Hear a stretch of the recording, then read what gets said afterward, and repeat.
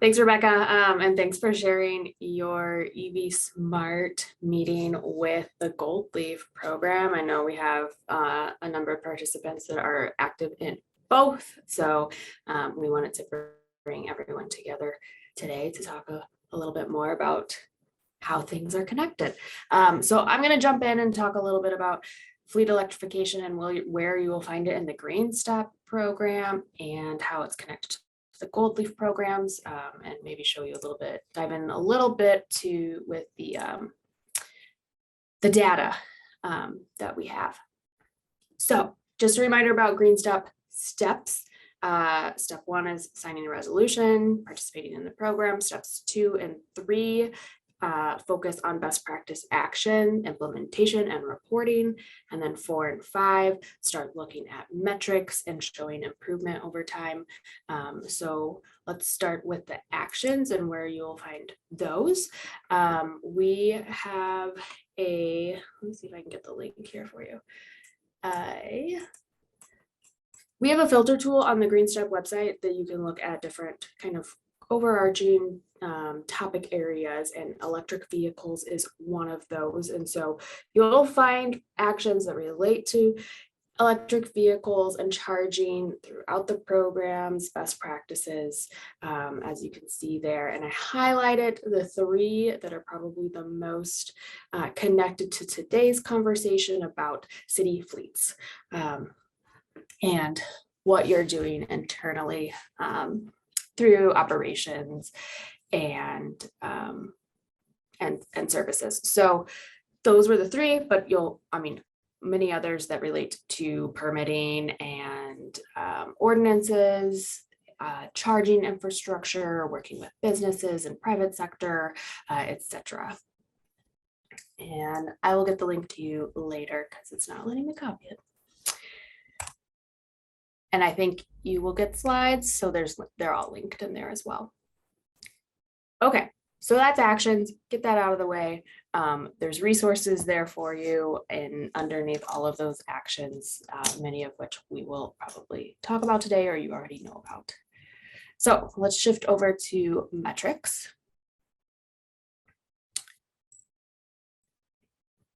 For those of you that aren't familiar with the metrics side of things, just a little bit of background here. So steps 4 and 5 focus on reporting. Step 4 is the act of reporting metrics. Step 5 is showing improvement in those metrics year over year. So you kind of get a 2-for-1. Typically, you'll get award blocks for each year that you report and award blocks for each year that you improve. So can't get step 5 without step 4 in the same year. This is a screenshot of the worksheet, so just one page. This is the land use section, and this is what cities use to help track notes, look at maybe some of their trends over time, and get everything ready to submit. There's individual guidance documents for each of the metrics. There are 18 metrics in all. And then there's an online reporting tool, which is more or less a survey that individuals' accounts are set up for each community, and that's for submitting the final data.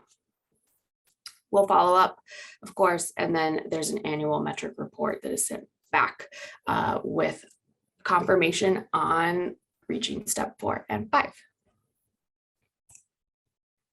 This is that annual metric report that gets sent back. So this is Apple Valley, for example.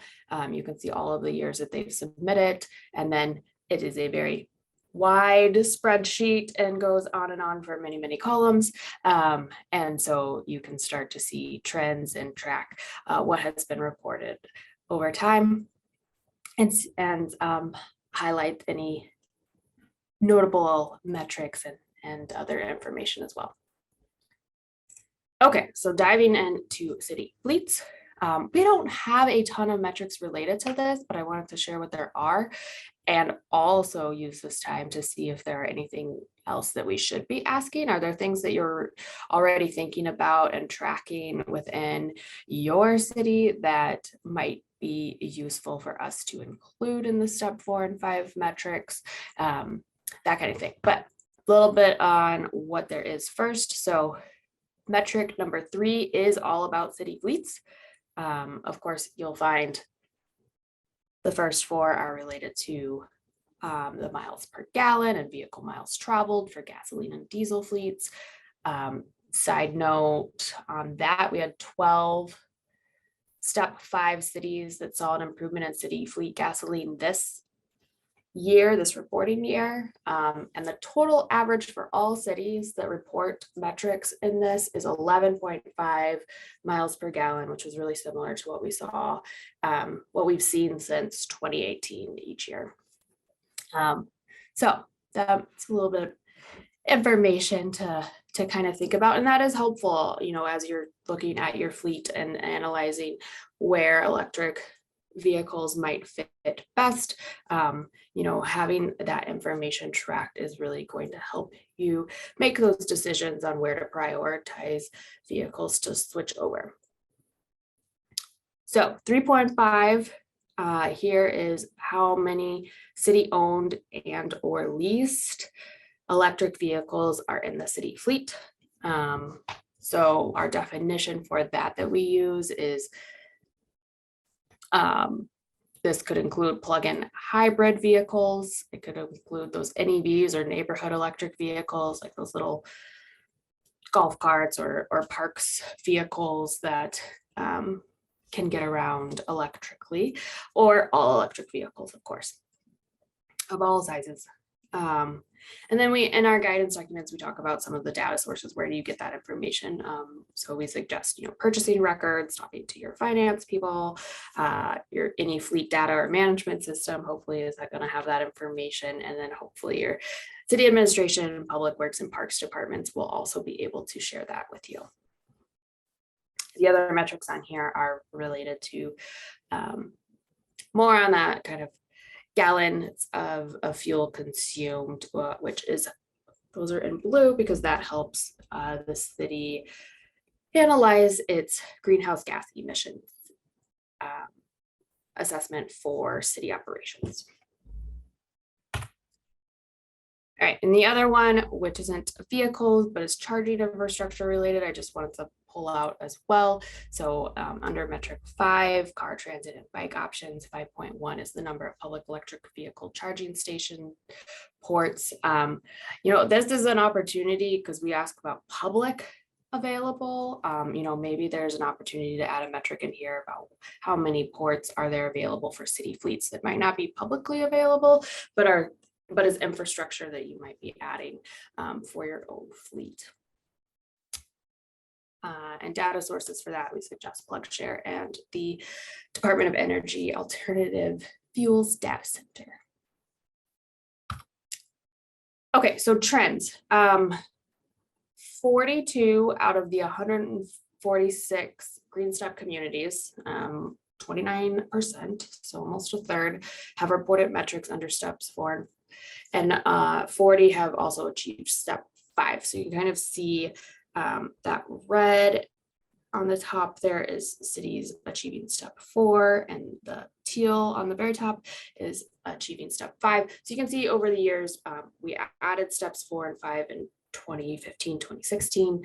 And you can see over the years how many cities are really working on that, on the metric side of things. And so this is helpful information because, I mean, as more cities are reporting things, we can start looking at trends a little bit more clearly. So I wanted to shift over here and share my screen for our metrics dashboard.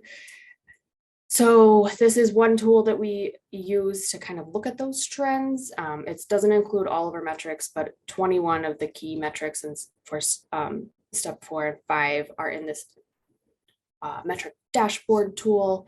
To get there really quickly, this is Green Step website. The way I usually go is under this special topics and data tab, and you can find the step 4 metric dashboard right here. So click on the link or the video or the photo. And just to give you a real quick tour, hopefully some of you have looked at this. Again, not all metrics, but the two that I just talked about are in here. So if we pull up number of electric vehicles in the city tribal fleet, 3.5, you can see the actual data that has been reported by the cities that have done step 4 and 5 metrics over the years. Big number at 0, so you'll see them kind of stacked there. Our leader here is Woodbury with 15, and you can see how that has progressed over the years that they have reported as well. And just quickly here, show charging stations. That one, we've got a lot more spread of data, anywhere from over 100 to 0 for reports on that. And then you can also find average miles per gallon for fleet as well. You can also go to a specific community. So if you're looking at your trends specifically, let's go to Woodbury.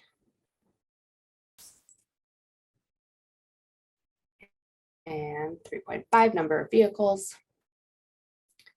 So we do the math and we actually change this metric to per 1,000 residents so that you get a little bit of understanding based off of size. And then you can see Woodbury's reports over the years and how that has progressed, as well as the median response. So what are those other step 4 and 5 cities reporting? Our median has been 0 since we have a large number at 0, but this is a helpful tool to, I think, share with your decision makers on how you're leading or how you might be able to improve your fleet, for example. And then charging stations, similar story here. Data over the years versus median response per 1,000 residents. Okay, a couple more slides, getting through it. If I can figure out the sharing.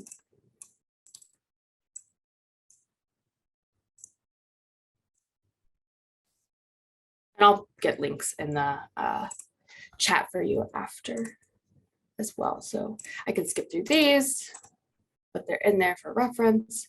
And then one big kind of goal for the Green Step program is that step 5 is looking at improvement over time. So really identifying where are those successes. That can also help identify where there are areas to improve. So where are those things that aren't improving each year, which can then help take you back to the best practice actions and all of the resources that can help you take a new action or advance an action in a way that can help then result in your improved metrics. So continuous improvement closes the loop for you. Okay. We're also here for Gold Leaf. So some of you are in the Gold Leaf pilot program. For those that you aren't familiar with it, Gold Leaf is a new program that we're piloting that's focusing on high impact, high priority pathways and actions for local climate action through the Green Step program. So we wanted to really kind of pull out, highlight what are those priority actions around climate, local climate action. We're calling them gold leaves for taking new actions. We identified 44 actions under mitigation, planning, adaptation, and community connectedness. We developed this really because of climate action was identified as a high priority in our 2020 Green Step strategic plan in conversations with our participating communities. And we're a continuous improvement program. We always want to be looking at how do we improve what we are providing for participants, and how do we continue to challenge our participants as well. We worked with a Green Corps member a couple of years ago to help develop this program. We had a series of advisory teams that helped design it as well.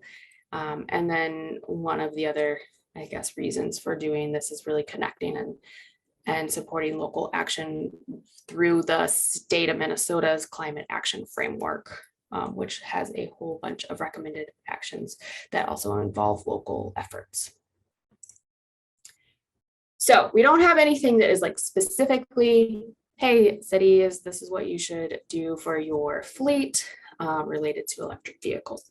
But I did want to highlight a couple here that have some connections to electric vehicles. Unfortunately, city fleet electric vehicle electrification just did not rise high enough as a high priority, high impact action, because fleets tend to be a smaller picture in the overall community-wide greenhouse gas emission. So that's why they're not highlighted specifically, but they're certainly included as means to do so. So here's my list of all of the actions related to gold leaf that relate to it, and the two that are highlighted are probably the most relevant. So looking at climate goals for your municipality, that could certainly include electric vehicle fleet goals, or just general mile per gallon type goals, and then also budgeting. So are there dollars that are being allocated to climate action that could include electrification as part of your overall city budget as well? Okay, some additional resources. I'm sure many of these are not new to you. They're all on the Green Step website as well. I'm sure that EV Smart in Great Plains has also shared these with you. So I put them in there as tools, but I think I'll wrap things up here, and we'll make sure that you get the slides with the links. And contact info. I know Catherine's on the call too, and she's been helping me a lot with the Gold Leaf program. And so if you've got any questions, feel free to reach out to either of us. Thank you, Kristen. That was a great overview of why metrics are important, especially when we're thinking about those next steps when we want to start transitioning our fleet, and what we should be looking at and tracking as we do so, and what metrics can help us make that transition or identify those vehicles that are best transition first, maybe. So without further ado, I will pass the baton over to Jason from the city of La Crescent. And I will just say that as we're hearing these presentations, be thinking of questions that you have for our presenters and maybe for each other as well. We will have time for that later on today. So Jason. Thank you for the introduction. Welcome, everyone. Nice to connect with everyone virtually. As was mentioned, I'm going to try and give an overview of the City of La Crescent's efforts with fleet electrification. So this process for us kind of started in 2021, really in the kind of the early parts of 2021. I was made aware, and I don't recall exactly how I was made aware of this, but that Xcel Energy, who is the service provider in most of the city of La Crescent, we also have a rural energy cooperative that provides some electric service in part of the community. That Xcel Energy has a fleet electrification program. So we explored what that would entail for the city. And I don't know if Lizzie, if you have that, if you could share that on the screen. That fleet electrification, that's our fleet study. That's okay. I'll keep talking if you get a chance. It's okay. The I'll PDF go from to Excel. it really quick. No, that's good. Okay. Um, so, There yeah. you go. So, and I don't know, yeah. So Excel has a program that covers well, a majority of the cost to do a fleet electrification study. And the company that they partner with, and I don't know if I always pronounce this right, but it's Sawatch Labs, and that's a company out of Colorado. So at the beginning of this process, we applied for the fleet electrification program with Excel, and we're fortunate enough to get accepted into that program. And then that kind of kicked us off with partnering and connecting with Sawatch Labs to start that fleet electrification study. So through a number of different calls over a couple of months, we kind of got that information shared with them, what they needed from us, and then what they did was they sent the city a set of trackers which plug into, and I won't get the exact technical terminology right, someone who's better with vehicles would probably know, but there's a diagnostic port on almost all vehicles kind of under the steering column area, where you could plug in a device to kind of track the vehicle. So they sent us, Sawatch Labs sent us a set of, we're a smaller city, so we only have 13 you consider fleet vehicles or city vehicles. About half of those are in the public works or streets department, and the others are used by other city staff. So they sent us those trackers, which we installed on all 13 of those vehicles, including we have a partnership with MnDOT where we have a city bus that's run through the lacrosse bus system, because they're the regional, I guess, operator of the bus system. So they kind of host and store that smaller bus for us. So we also did later in the study actually track that bus as well. So those were put on the vehicles, and then for a period of about 3 months, data was collected from those vehicles, operations, how long they were in use, miles traveled, hours, where they're parked. And I mentioned the where they're parked piece because as a part of a fleet study, the fleet study that we did, that's an important metric. As you think of electric vehicle, then you think of charging. So, if these vehicles are parked in a certain location for, a long period of time, well, that might be a consideration of a good location to try and install charging infrastructure for those electric vehicles. So, then the result of those diagnostic from those vehicles was a report at the end of that process, and you can, Lindsay, I don't know if you're controlling those slides, you can kind of go back to the beginning of the report. There you go. You can go down. Yeah. So what they came back with for us for the fleet study was they highlighted of those 13 vehicles, 5 of them that would be what they considered like really good candidates to replace with electric vehicles. And then they put in some metrics, as you can see on the slide there, of total cost of operation, greenhouse gas emissions reductions, fuel savings, and those were the 5 that they picked as the highest quality candidates to do that.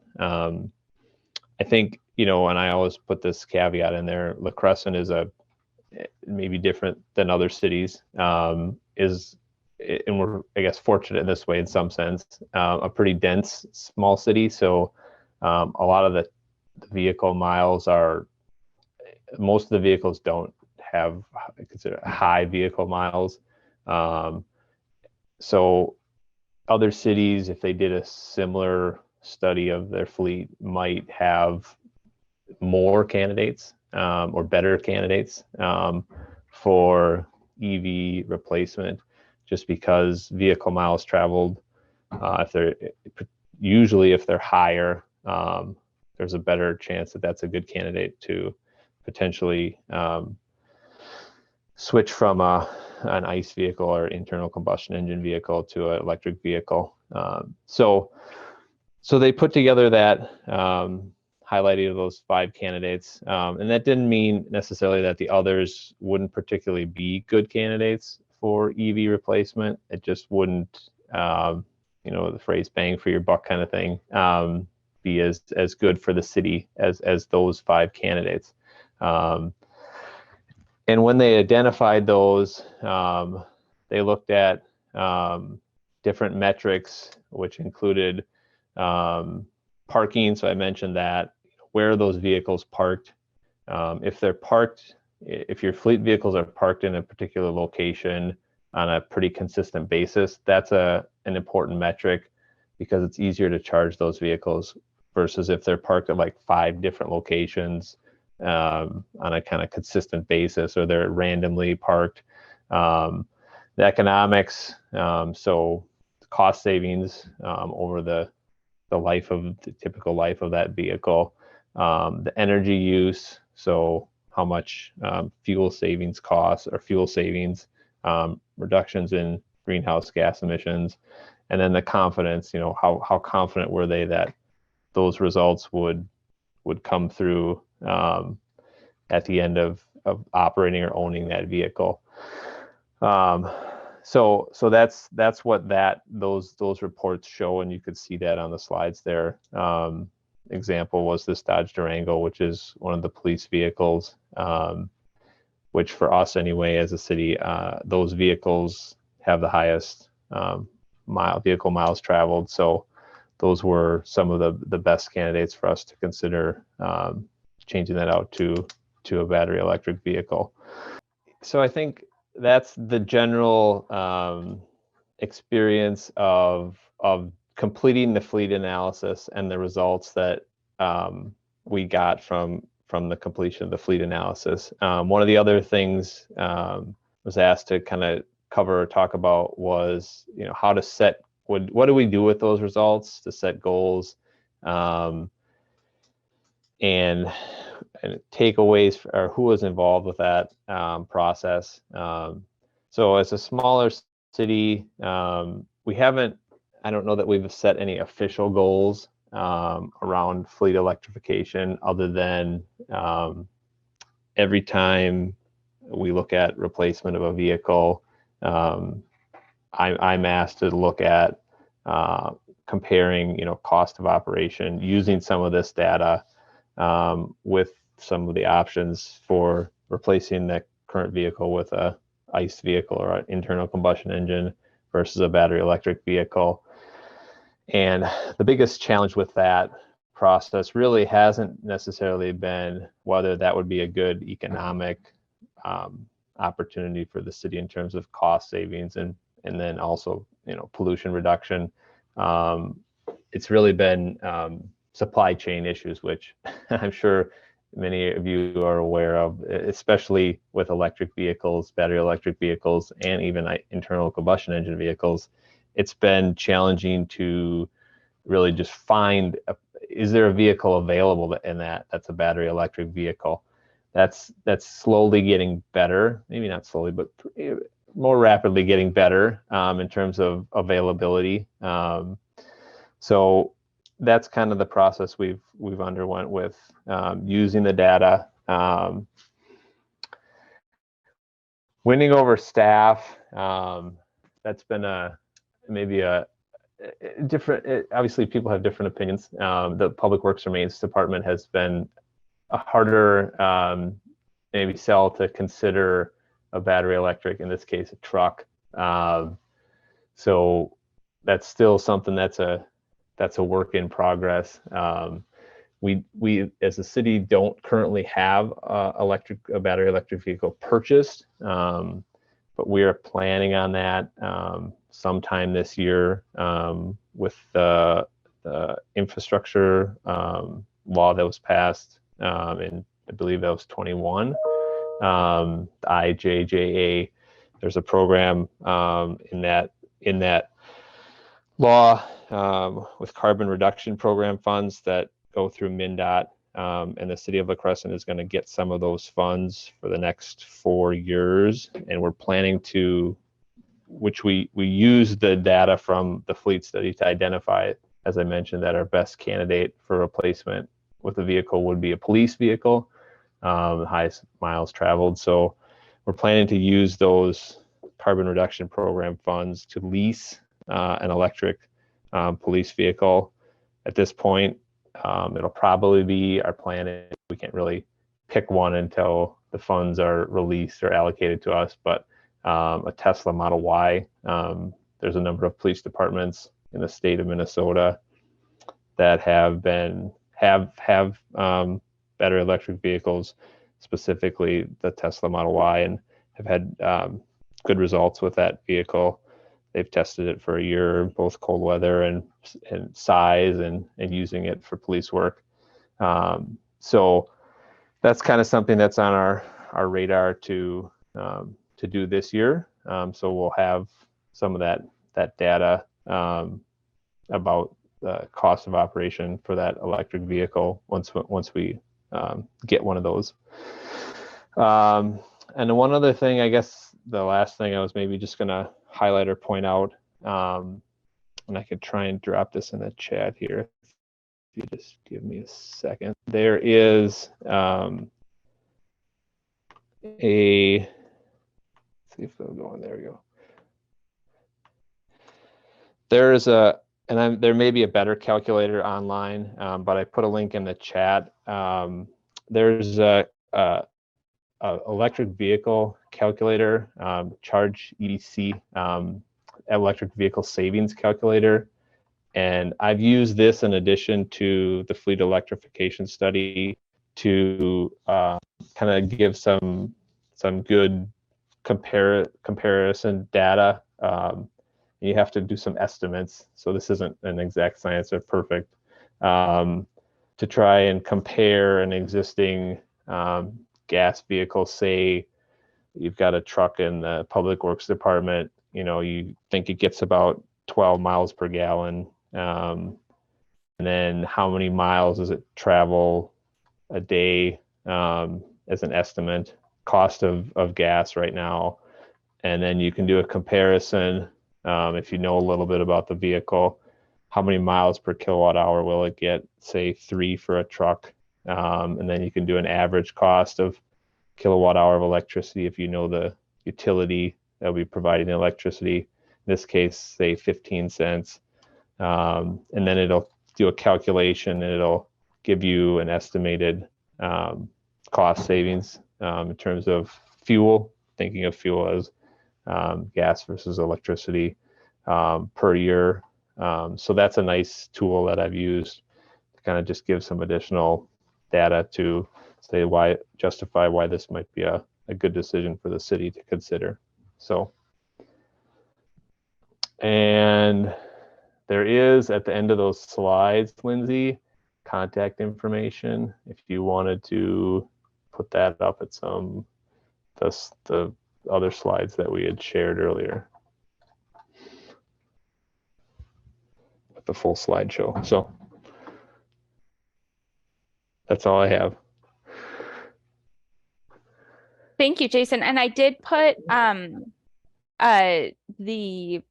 your summary of the fleet analysis in the chat. We'll also, if you're okay with us sharing that out in an email afterwards to the group as well. So feel free to take. Yes, you can share that. No problem. Perfect. Thank you. Well, now we're going to move on to the Q&A discussion part of our presentation today, I guess. So if you have questions for our presenters, Kristen and Jason, or for each other, feel free to either throw those in the chat and we'll read them out, or unmute yourself and and ask them verbally. So maybe to get us started off, I'll ask one question while everyone is thinking about their questions, and then we can move on to group questions. But this one specifically is for Jason. Sometimes we get a lot of questions about when you're looking to add an EV to your fleet, if you purchase or lease a vehicle. Do you have any insight on why maybe you chose to lease the police vehicle that you were discussing versus purchasing it?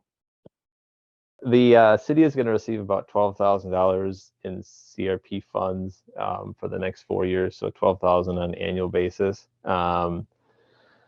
And we just looked at the cost of in this case, that Tesla Model Y, approximately, and it kind of gets into some gray area with being able to use the federal tax credit to purchase the vehicle. And one of the benefits we looked at with the lease option is probably be easier for us to reap the benefits or get that federal tax credit through the leasing company.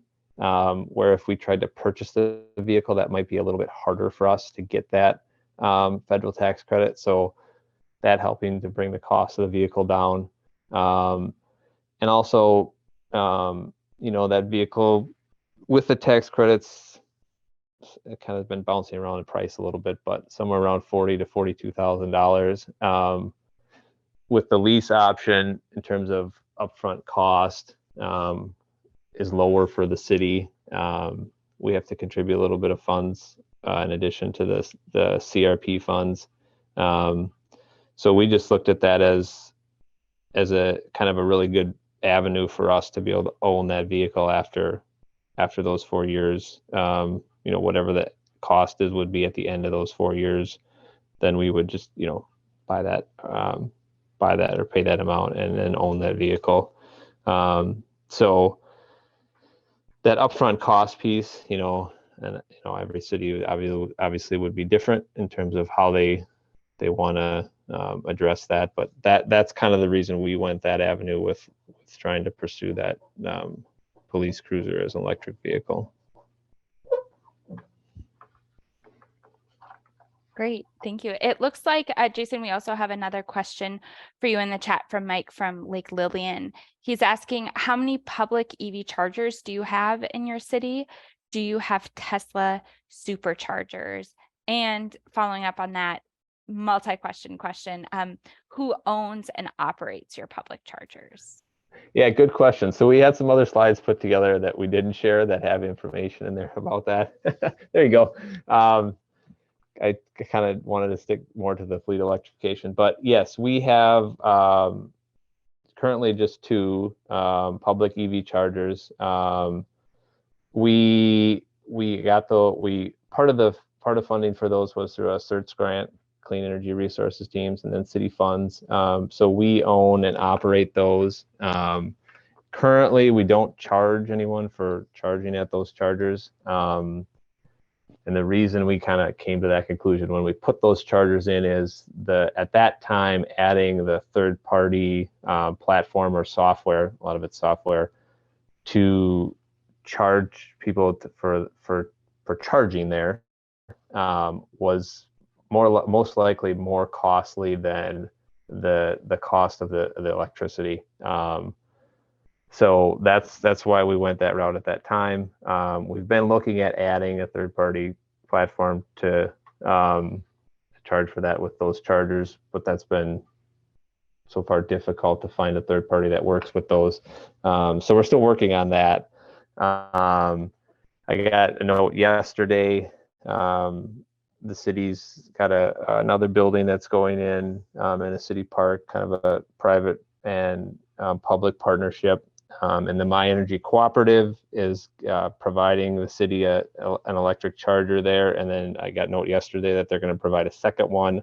So we'll have 2 additional chargers at that location. And then the city is also on the corridor, one of the corridors for funds from the VW diesel emissions settlement through the Minnesota Pollution Control Agency.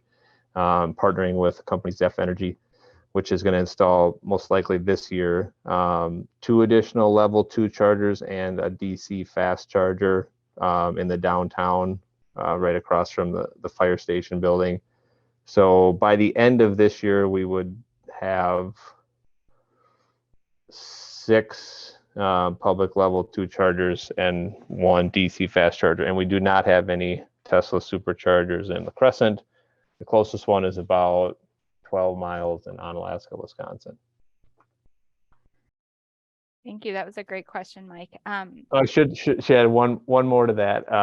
When we get the police vehicle, we're going to add, and this won't be a public charger, but we're going to add a level 2 charger on the rear of the City Hall building for that electric police vehicle. And just to follow, so that will just purely be for the fleet vehicle and not for public use. Yes, that would not be for public use. We've had those conversations, and we don't want somebody plugged in when the police department's trying to use it. So that would not be for public use. Great. Other questions for either Jason or Kristen? Hearing none, feel free to cut me off. Kristen, I wanted to follow up on a question that you kind of maybe posed to the group in your presentation about what metrics should we be tracking or keeping track of when we're thinking about that fleet electrification analysis sort of situation. And so I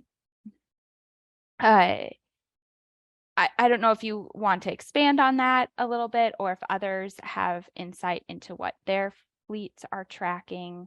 I just wanted to bring that back up.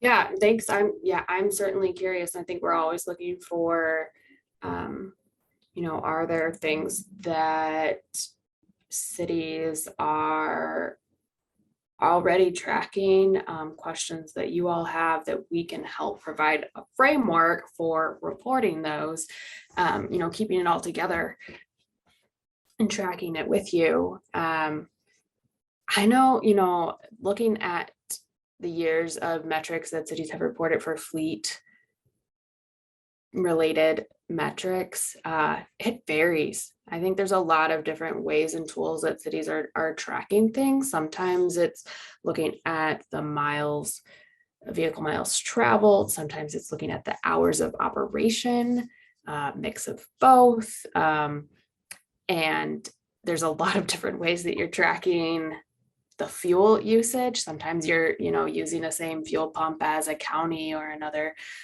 jurisdiction. And so it's hard to separate that all out. So yeah, I think that's part of it. But I think specifically, are there things that we can help prompt you on as a part of the Green Step reporting that can help kind of make your case for you if you are interested in doing something but not getting leadership support or other interest. Maybe it's a fleet analysis. How many vehicles have you analyzed with the tool like Jason was talking about, that can help kind of share your story, and it also serves as a tool for, should you leave or somebody else take on some of that work, you now have it documented and shared, so someone can kind of pick up where you're left off and you're not needing to start over at the city every time.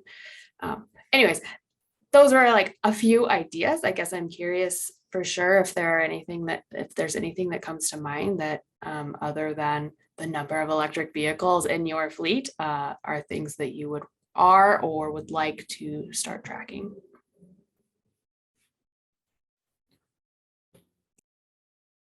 And I will say for the EV Smart program, we purposely kept it, like we say, track your metrics, but we kept it purposely broad just to acknowledge that different cities have different priorities and have different metrics that they're already tracking, and to not make it burdensome for, collecting other other numbers that maybe certain cities just aren't interested in knowing.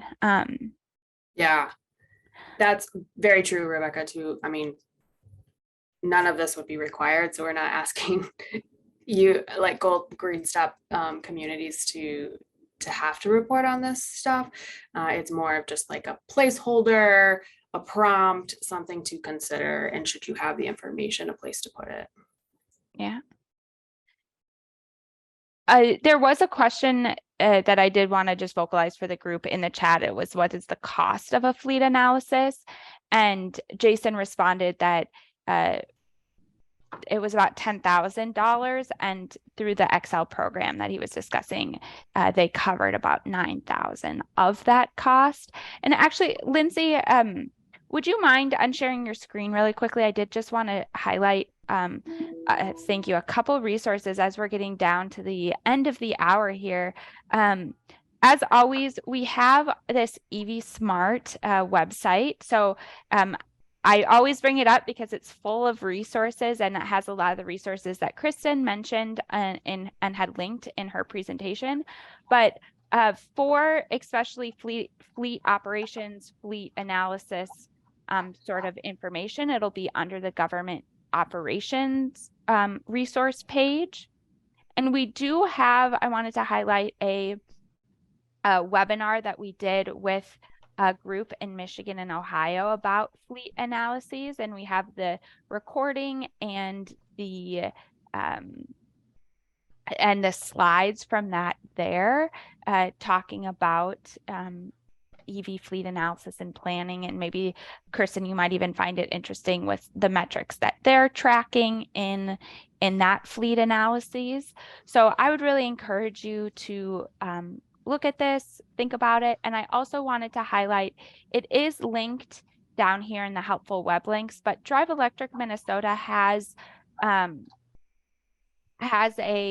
kind of a two-pager, if you will, about cities that have already gone through and like paid that amount to do a fleet analysis. We recognize that it, isn't always feasible for every community, or maybe you have a smaller fleet and it doesn't quite make sense to do a full-blown fleet analysis.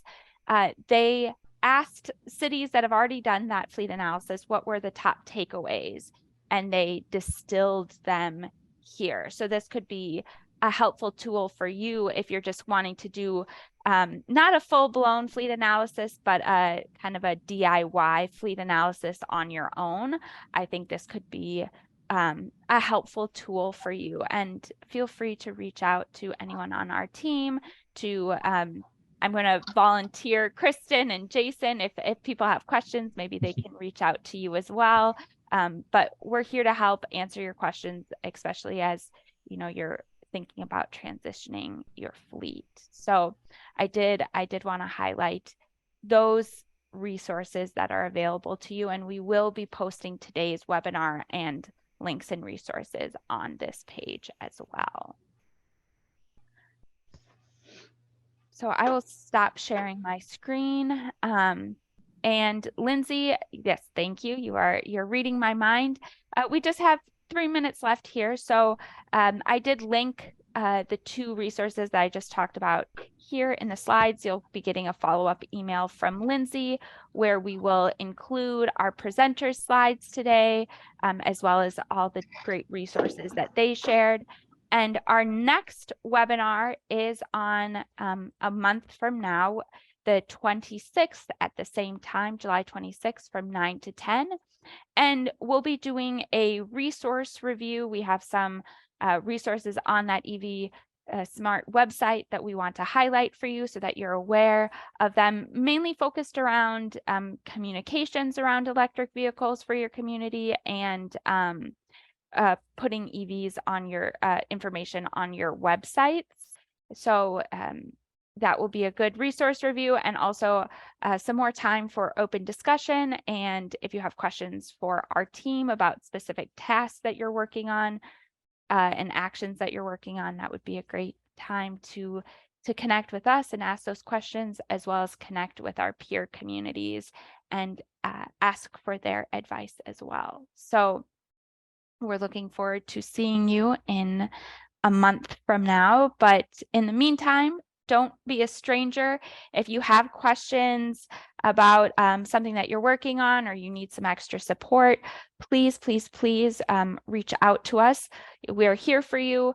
But the best way that we can support you is by you letting us know that you need that support, and then we can really help you out there. So don't hesitate to reach out. And I just want to once again give a really big thank you to Kristen and to Jason for joining us today and sharing your expertise.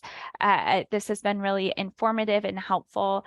And so we do really appreciate you taking time out of, everyone has very busy schedules these days. So we appreciate you being here. Thank you. Yes. And without further ado, Thank you. thank you all for joining us today. Have a good rest of your day. Bye, all.